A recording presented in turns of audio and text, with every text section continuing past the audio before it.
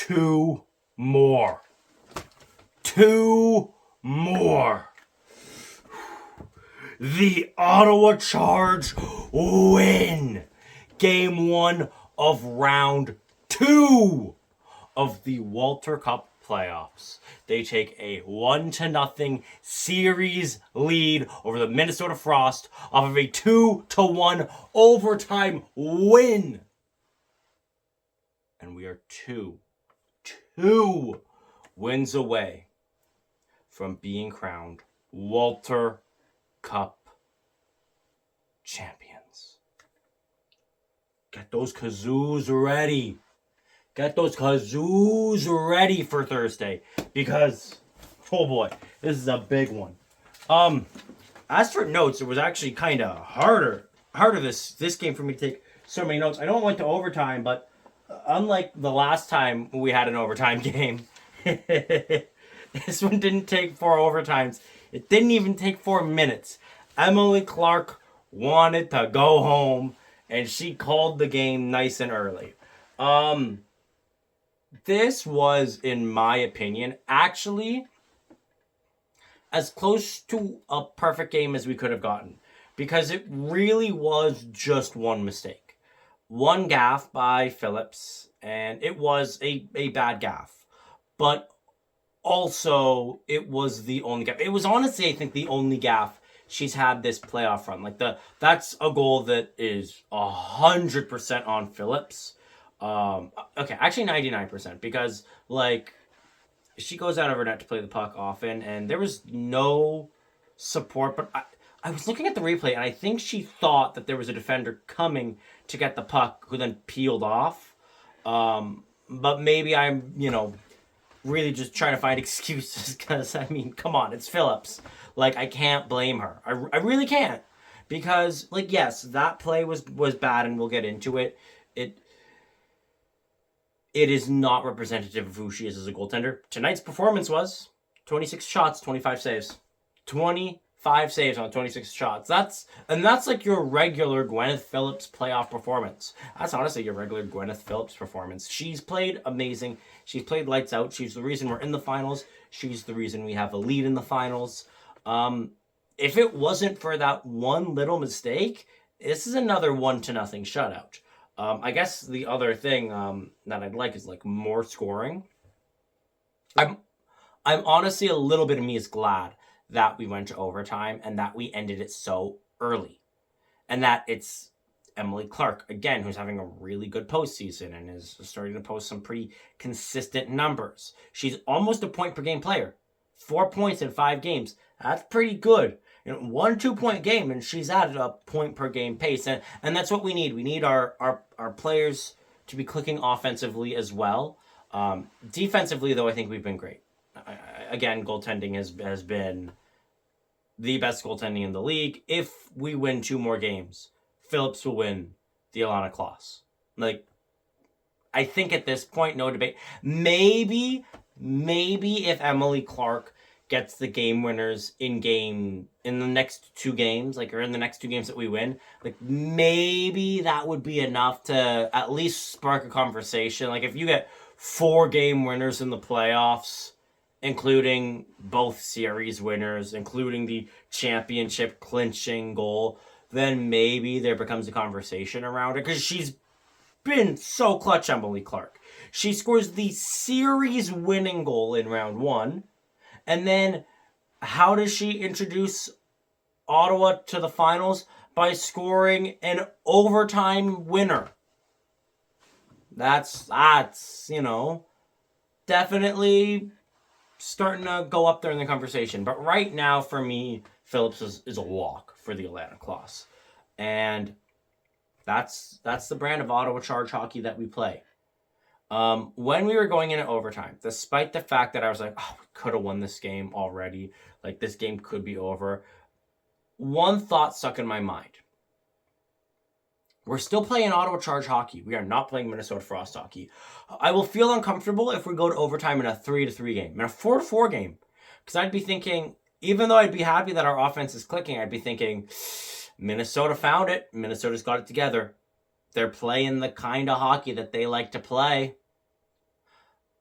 A 2-1 game is not Minnesota Frost hockey. It's not. And could they have won this game? I mean, yeah, they could have, right? It went to overtime. Mind you, again, the one time they beat Phillips, it was off of a gaff. It was off of a mistake. They didn't, like, beat Phillips cleanly, if that makes sense. Like, not by, ripping a slap shot from the point, not, on the power play, a tic-tac-toe play. Not with, silky mitts, but with a gaff, with a, if you're a goaltender, tend to the goal moment.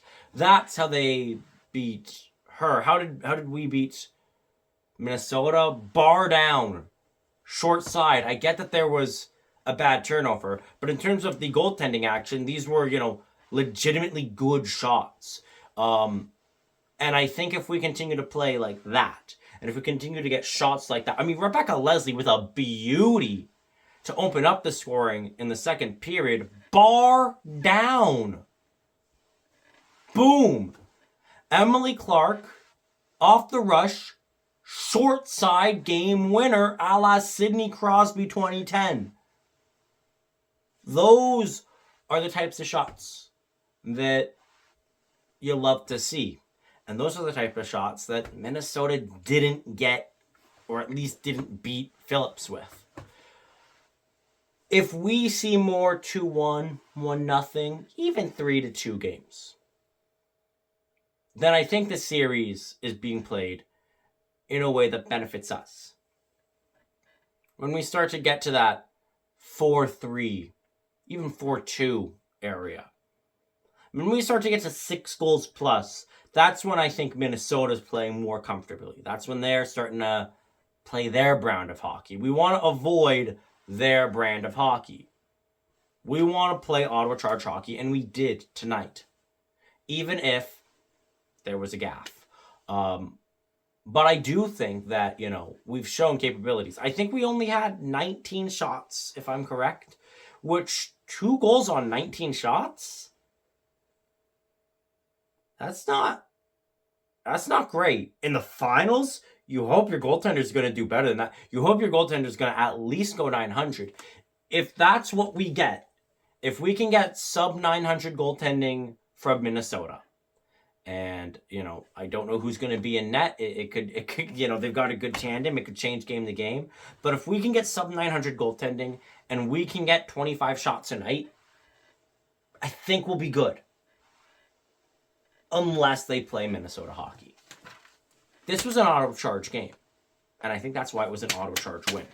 And, I mean, well, first off, the fact that we made it is awesome. And like I said, it was limited chances in the first period. Like, shots were like 3-0. I don't remember what the final total was, but it wasn't, like, spectacular. We take a penalty, and I'm not mad at this one. No debate. Yeah, it was a obvious slash, like... Come on, Markowski. You can't do that. Masterclass of a penalty kill, though. Just a really good, clean, blue-collar penalty kill. Type of penalty kill you want to see. And off that penalty kill, we get some momentum. They take a penalty, and our power play really was locked in. We don't score, but it was chances galore. I think shots ballooned to 8-4 for us. Again, they started 3-0.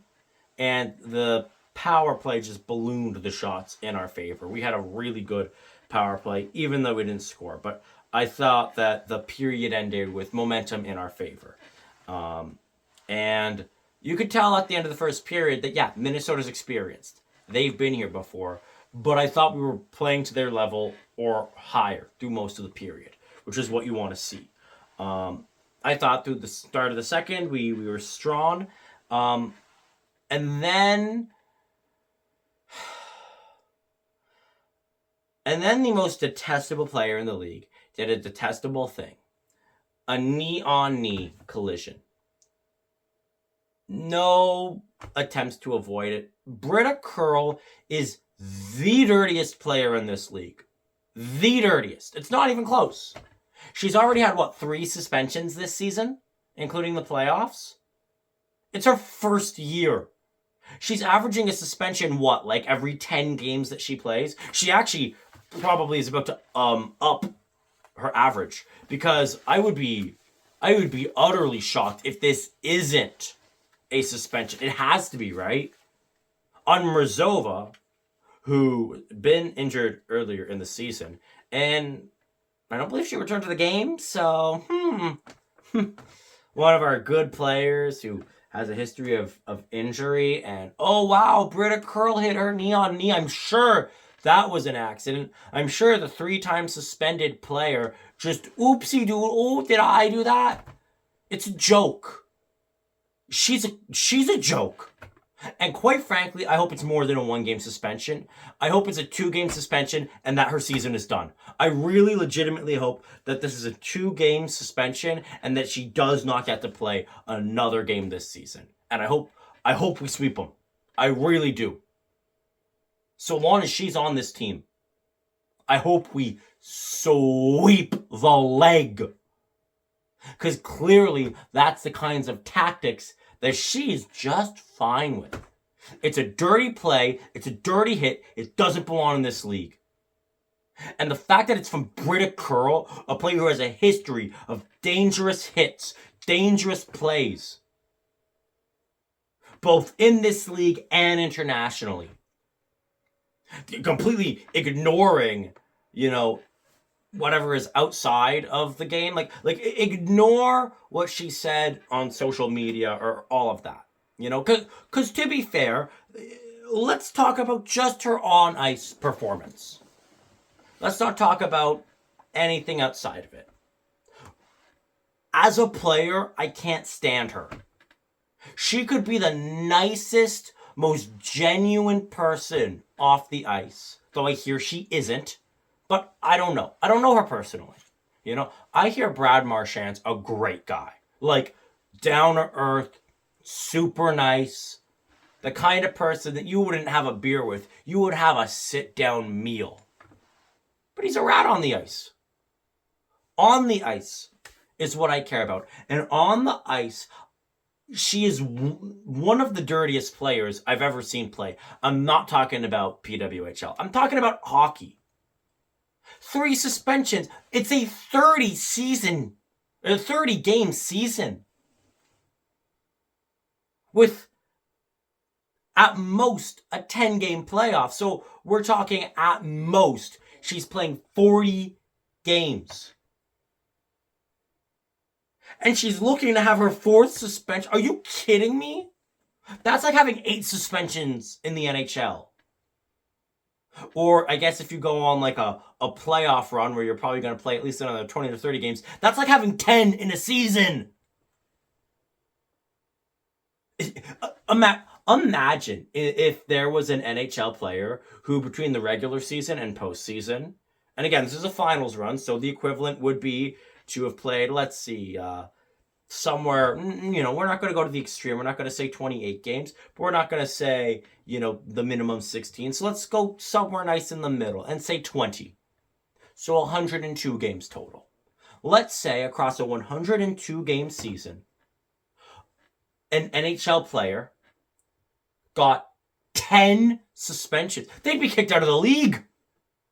By their 6th suspension, we'd be looking at half a season. She's dirty, and this needs to be more than a game. It needs to be. How is this allowed to continue to happen? Somebody who has a history of dirty plays, dangerous hits, who's done nothing to change her behavior, and here we are in the finals earlier in the playoffs. Round 1 was 4 games. She had to sit one of them out because of a dangerous hit. And now here we are. So what? Game 1, dangerous hit. Game 2, she has to sit out. So she lasted 3 games before she goes out and does another play, another dangerous hit. She should not see the ice for the rest of the season. She should be done. It's absurd. The fact that later this period we got a penalty for far left, the fact that they nearly gave Leslie 5.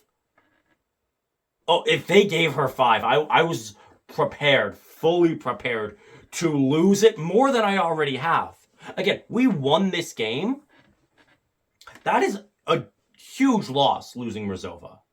Huge loss.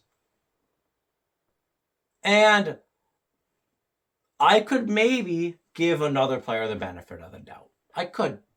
If it was anyone other than Britta Curl, I could maybe say, well, like, I thought it was dirty, but maybe it was accidental, right? Hockey's a fast sport. Why? What has she done to earn the benefit of the doubt? Have you not watched this season? Have you not watched the type of player that she is?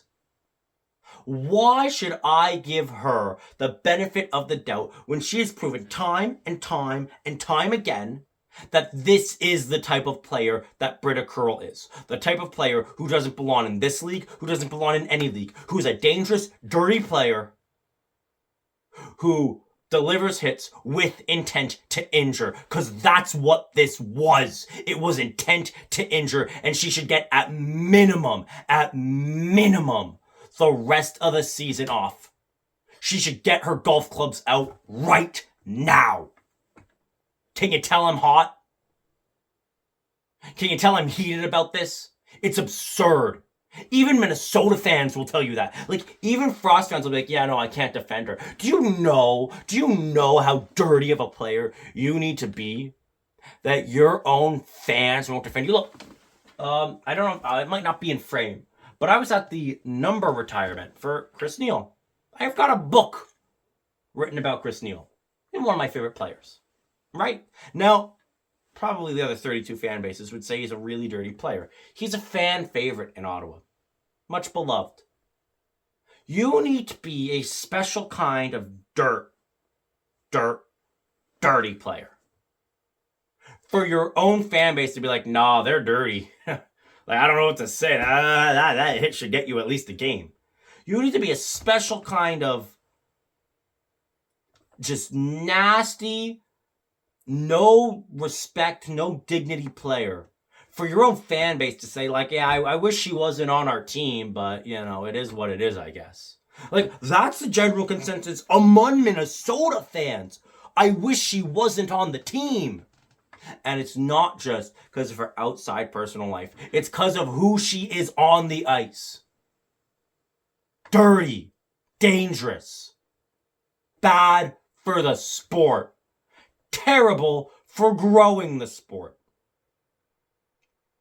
Terrible. The only good thing for the sport she provides is a hateable face. Like a player who you can just genuinely be like, oh, I hope she gets demolished. Like, if Britta Curl isn't suspended for the rest of the season, I hope with desperation that she scores an own goal to lose the Walter Cup. Like, I hope it is overtime game 5 and Britta Curl scores an own goal to end her team's season.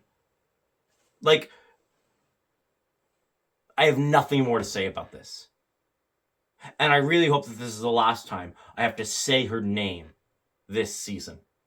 It's gross. It's disgusting, the types of plays she does. And that play has no spot in this sport. You got it? Good. Well, like I said, we get hit with an illegal check, which, again, really rich after Curl gets away with that. But we got another good penalty kill. I didn't think it was, like, as amazing as our first one, but lots of blocked shots, lots of big saves. And then right as the penalty is ending, right as Vanishovi gets out of the box, we're getting a rush the other way, right? And I don't think they realized, like, Minnesota, I don't think they realized just how quick our penalty was to ending, because right after Larocque feeds it all the way down, Vanishova out of the box, has the puck, passes it to who else? The hometown hero in Game 4 of Round 1. Hometown hero Rebecca Leslie scores the first ever Walter Cup Finals goal in Ottawa Charge history. Bar down, 1-0 Ottawa. Take that. I mean, if you don't believe in karmic justice, there it is. And after that goal, I really felt like we just took over. Hemmed them in their zone, pucks on our sticks, momentum our way. And right before the period ends, with about a minute and a half left, Minnesota takes a penalty. This power play wasn't as good. But we get to the end of the period. Where now I'm like, okay, like, kill off 20, right? Like, use this 24 seconds that's left on the power play to just try to generate some momentum. And then ride that. It didn't happen. I thought that the second power play, we did nothing. And then really early, like I said, if you're a goaltender, tend the goal. I mean, I'd ask Steve Dangle to get angry on my behalf about this, but I think he's, he's going through it right now. But Phillips is better than this too, and she does play the puck a lot. And I even was thinking to myself in like game 3 or game 4, she plays the puck a lot, but she is actually pretty smart about it, pretty safe about it. This puck was pretty out of the net, and Minnesota was pressing, and I thought, and yeah, it just doesn't go where she wants it to go. There's nobody there. And she almost gets back in time. If she saved this, it would have been the best save of the playoffs. But yeah, there's not much you can do. It's an empty net. It's a freebie. Minnesota ties the game. And after that, they had a lot of momentum, I felt. Minnesota hemmed us in our zone. We weathered the storm in the third period. This game could have gotten away from us. We could have had this game slip away and grabbed defeat from the jaws of victory, which again, we're a different team. I'm gonna do a quick little snippet at the end of the video to just talk about that, because we get through. There's the we have offsetting minors, which again, Rebecca Leslie with a cross check that I thought the cross check itself was like the fact that it was initially called a major was absurd. When they said that it wasn't a major, it was a minor for 2 minutes, the crowd was still booing because they were still like, where's the minor, let alone the major? If Rebecca Leslie had been kicked out for that and the knee on knee was fine, I wouldn't have even had words for it. But instead, the 4-on-4, I didn't feel it benefited either team too much. The period winds down. I thought towards the end of the period, we got a kernel of momentum. This much. I thought we started to show a little bit more pushback.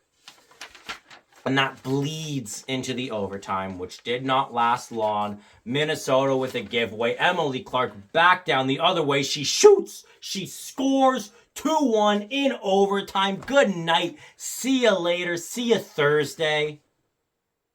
Emily Clark calls the game. Short side. Wins it. And that's just one game. That's just one game. It's good to be up 1-0.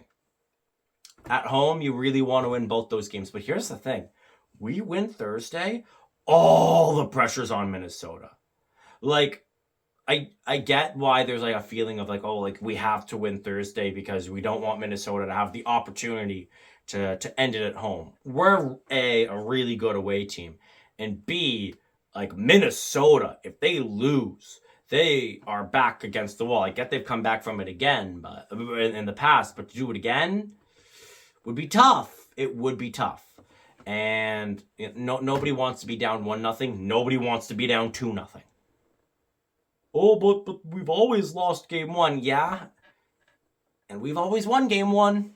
And we're the only two teams that have never lost a series. So buckle up. It's gonna get interesting one way or the other. But yeah, at the end of the game, after Clarky scored the goal, especially when they were like announcing 3 stars, and beforehand, like before they announced 3 stars, especially the crowd was erupting in Clarky, Clarky, Clarky, Clarky chants. I love this team. I love that we're actually starting to really see playoff heroes. Emily Clark with back-to-back game winners, including an OT winner. She's really carving out a legacy here. Her and Phillips have to be protected. All right, we got 3 protections. We have 1. I don't know who the other one's going to be, but Clark and Phillips need to be on this team next year. We cannot have any doubt about that. It needs to be guaranteed. there's somebody else who needs to be here next year, and that's Carla.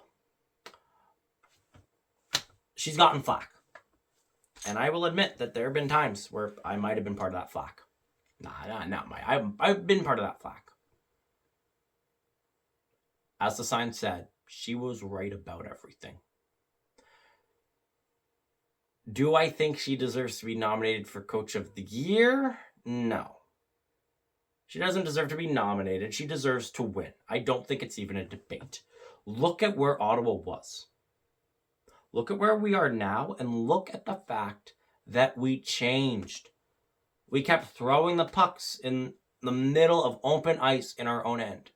We stopped doing that. We block shots, we chip them to the boards, and then we chip them out.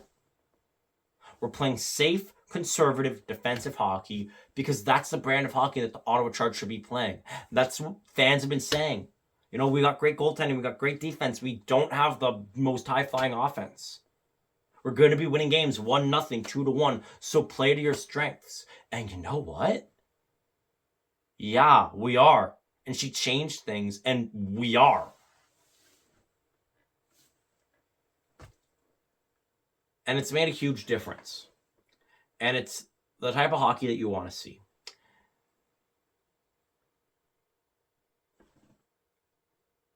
And I can really feel this city rallying around the whole team. Carla, the players. We're 2 wins away. You win on Thursday, you have given yourselves a great opportunity. But it's just 1 game. To be the best, you got to beat the best. And winning 1 round isn't enough. But these are the types of games I like to see. And on Thursday, more please. And as always, go Ottawa, go.